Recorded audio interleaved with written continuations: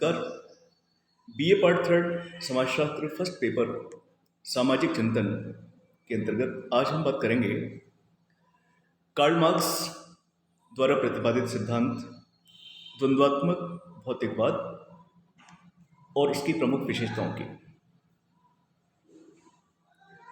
Karl Marx ने अनेकों सिद्धांत दिए, अनेकों सिद्धांतों का प्रतिपादन किया। प्रत्येक सिद्धांत उनका महत्वपूर्ण है और इसी क्रम में द्वंद्वात्मक भौतिकवाद भी है। द्वंद्वात्मक भौतिकवाद का सिद्धांत विशेष रूप से महत्वपूर्ण है, ऐसा इसलिए क्योंकि अधिकांश विद्यार्थी स्कॉलर्स इस सिद्धांत की गहराई में जब जाते हैं तो वो इसके वास्तविक अर्थ को समझने में सफल रहते हैं। द्वंद्ववाद चिंतन की एक प्रणाली है। द्वंद्ववाद का प्रयोग प्रकृति के विकास के समझने के लिए किया जाता रहा है और विद्वानों का इसके बारे में ये मानना है कि प्रकृति का विकास प्रकृति में विद्यमान विरोधी शक्तियों की अंतःक्रिया के फलस्वरूप होता है। विद्वानों के द्वारा प्रकृति के बारे में जो सामान्य विचारधारा रखी जाती है, लगभग वही विचारधारा कुछ बदले हुए अंदाज में कार्ल मार्क्स ने अपने द्वंद्वात्मक भौतिकवाद के अंतर्गत रखी है। कार्ल मार्क्स के द्वंद्वात्मक भौतिकवाद संबंधी विचार हीगल के द्वंद्ववाद संबंधी विचारों से प्रेरित और प्रभावित हैं, परंतु इसका यह मतलब नहीं कि आपने हीगल के सिद्धांत को एकदम सही ठहराया। कार्ल मार्क्स ने हीगल के द्वंद्ववाद के सिद्धांत को पढ़ा, उसका अध्ययन किया, उसको समझने की कोशिश की, हीगल के मन मस्तिष्क में झांकने की कोशिश की और ये पाया कि हीगल के द्वारा प्रतिपादित द्वंद्ववाद के सिद्धांत में बहुत सारी कमियां थी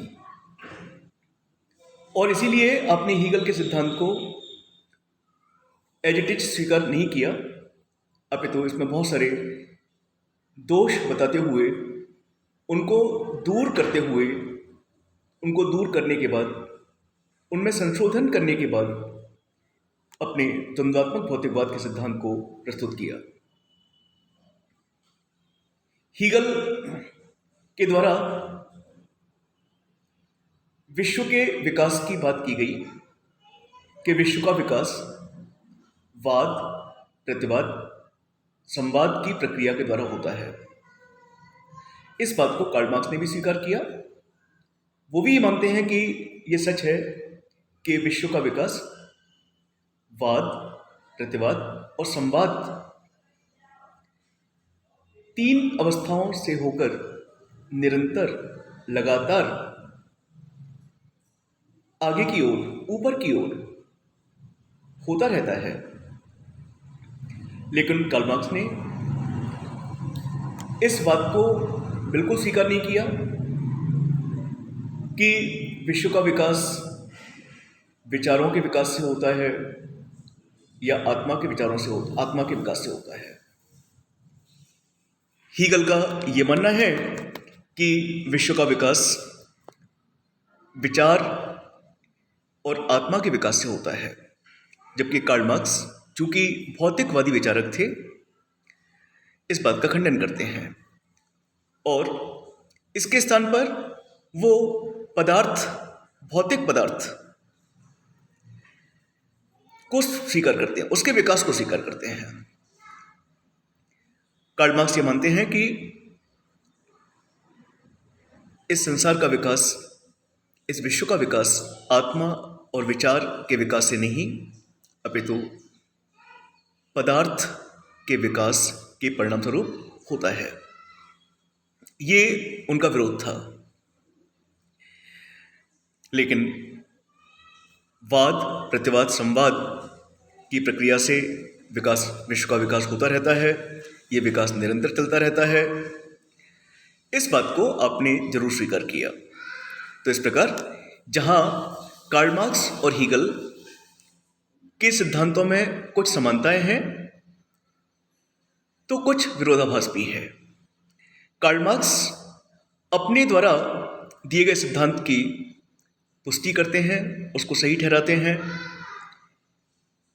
साथ ही हीगल के द्वारा दिए गए द्वंद्व संबंधी विचारों की आलोचना करते हैं, उनके सिद्धांत को उल्टा बताते हैं, गलत बताते हैं। अपने लिखा भी है जिसका हिंदी रूपांतरण कुछ इस प्रकार है। मैंने हीगल के द्वंद्ववाद को सिर के बल खड़े हुए पाया, अर्थात उल्टा पाया। मैंने इसे पैरों के बल खड़ा कर दिया, अर्थात सीधा कर दिया, यानी उल्टे सिद्धांत को सीधा कर दिया। इसका सीधा सा तात्पर्य यह है कि हीगल के सिद्धांत में जो कमियां थी, जो दोष थे, कार्ल मार्क्स ने उन दोषों को, उन कमियों को अपने सिद्धांत में दूर किया और एक संशोधित रूप में आपने ये सिद्धांत प्रस्तुत किया।